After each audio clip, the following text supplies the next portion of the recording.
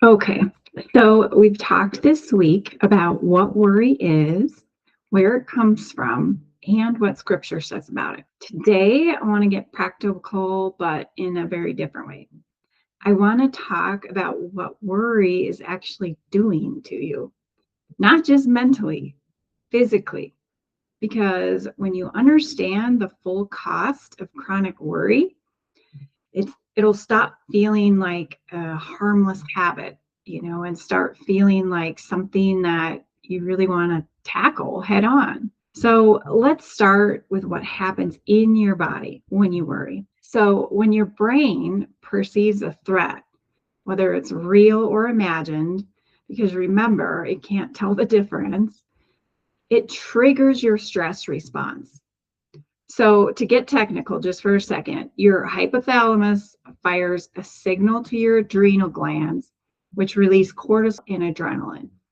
Your heart rate increases, your breathing gets shallower, and your muscles tighten. Blood flow gets directed away from your digestive system and towards your large muscle groups so you can fight or run. Well, this is your body preparing for danger. And it's an incredibly sophisticated survival system, right? The problem is that it was designed for acute, short term threats like a predator, a physical danger that comes and then is gone.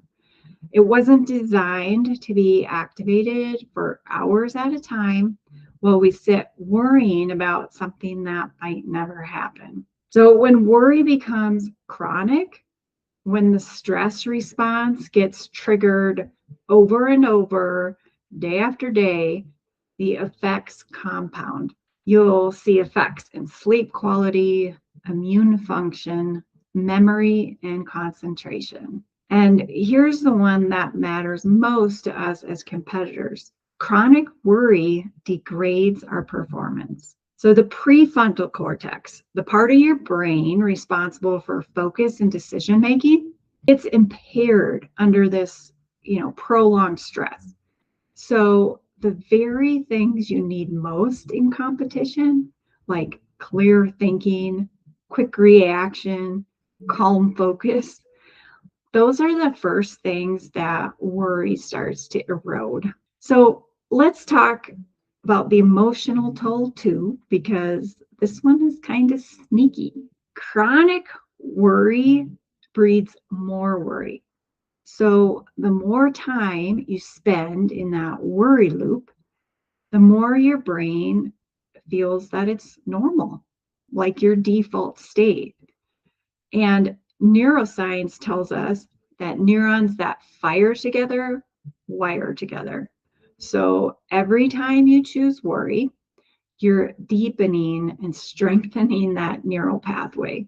You're literally training your brain to worry more efficiently.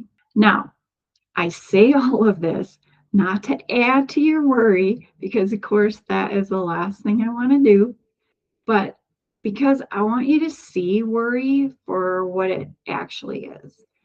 Not just a harmless pattern, but it's an active drain on your physical health, your mental clarity, and your ability to reach peak performance. And it is a habit, which means it can change. Now, tomorrow is our wrap up episode, and we're going to pull everything together. And we'll leave you with concrete, practical strategies for breaking the worry habit and replacing it with something that actually serves you.